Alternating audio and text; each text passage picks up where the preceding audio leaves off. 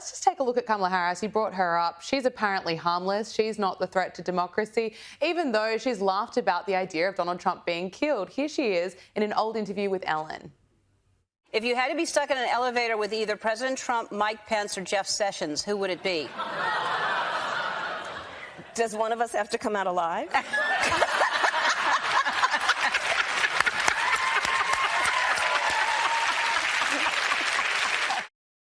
Well, she's funny, isn't she? Full of laughs. Yeah, look, what happened on Sunday, Ryan Routh, and, we actually, unlike the 20-year-old Thomas Crooks from July in Butler, Pennsylvania, for Ryan Routh, we actually have a long and prolific social media history. The guy was a deranged, lunatic left-winger. He was citing all the typical left-wing platitudes about how Trump is a threat to democracy, how he is a would-be tyrant authoritarian, how we have to take him out there. But, Gabby, there's actually a long history that very few in the corporate media are willing to discuss about left-wing political violence just over the past 10 to 12 years. In August 2012, a left-wing MSNBC aficionado by the name of Floyd Lee Corkins, who volunteered at a local LGBT center, went to the Family Research Council, a socially conservative Christian organization, with attempting to shoot it up. He was carrying handguns. He actually was carrying Chick-fil-A sandwiches that he hoped to smear on his victims' dead bodies because he was told by the Southern Poverty Law Center that this was an anti-gay group.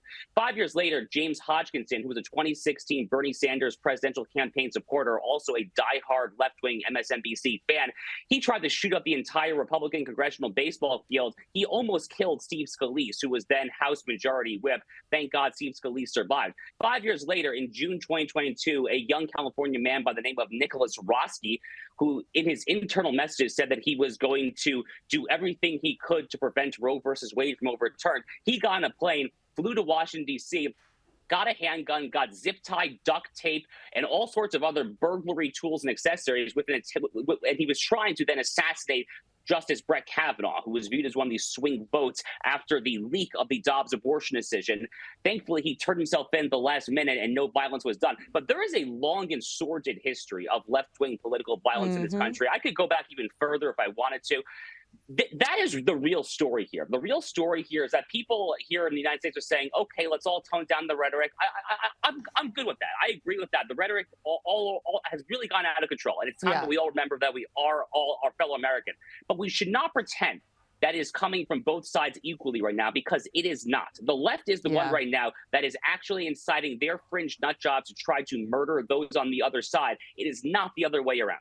And we want all our leaders to be safe, but at the moment it really appears that Donald Trump is clearly the target. Now we're seeing celebrities come out and throw their support behind Kamala Harris. The latest is singer Billie Eilish. She follows Taylor Swift in her support for Kamala Harris. This is what Billie Eilish had to say on X.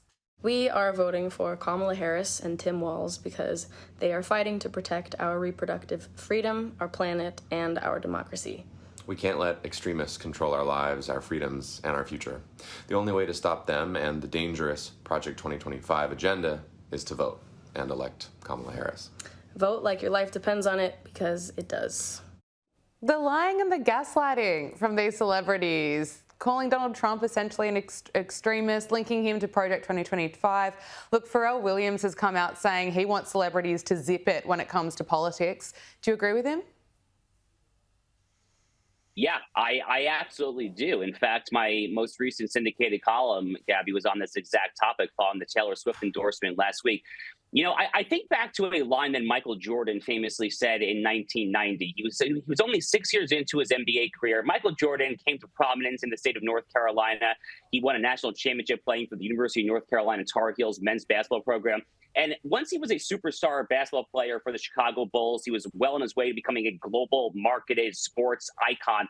He was asked to weigh in a U.S. Senate race in 1990 in North Carolina. It was a racially charged race. You had Jesse Helms, the Republican, a white man running against a black Democrat. And Michael Jordan, what he famously said, it's one of the most famous Michael Jordan quotes of all. He famously said, "Republicans buy sneakers too." In other words, I'm not going to get involved here. Yeah. And Michael Jordan, to his great credit, he actually doubled down 30 years later in a 2020 ESPN documentary where Barack Obama actually criticized Michael Jordan for not becoming a race activist. And Michael Jordan just said, I don't really care if Barack Obama's mad at me. I'm just doing the best to sell sneakers. That is what these celebrities should do. Do what is best, or do what is necessary to sell your albums, sell your various wares, your basketballs, your footballs, whatever widget it is exactly that you are trying to sell there.